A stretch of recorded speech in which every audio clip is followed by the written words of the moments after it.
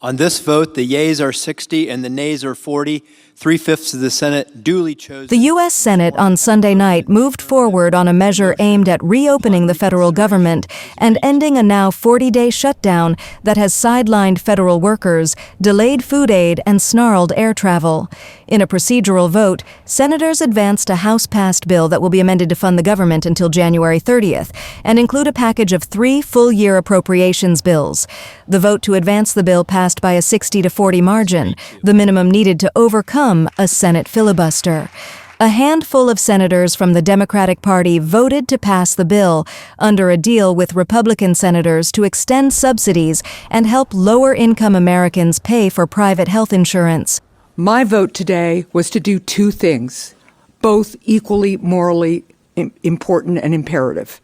One is to make sure that the government is functioning so that our kids eat, so that our elderly citizens eat, so that our air traffic controllers can get some sleep and earn money, get paid while they are working, so that our veterans are protected, and continue the fight to a realistic platform to get the premium tax cuts done.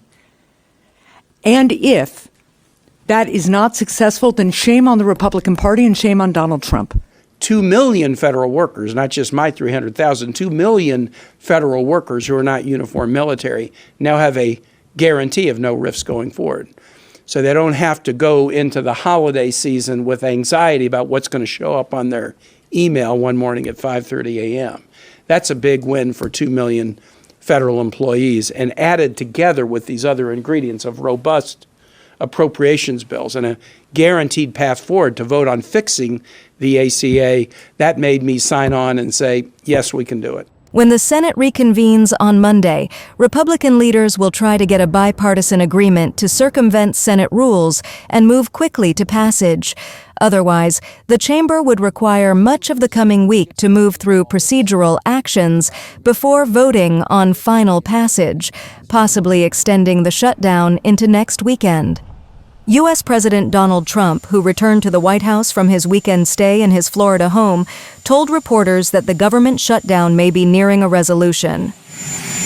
We'll never agree to give any substantial money or any money to really prisoners, illegals that come into our country.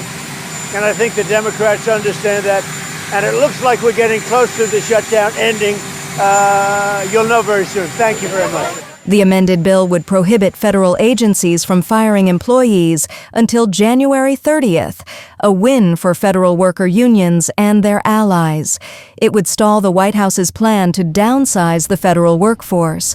Some 2.2 million civilians worked for the federal government at the start of Trump's second term, but at least 300,000 employees are expected to leave the government by the end of this year due to Trump's downsizing effort.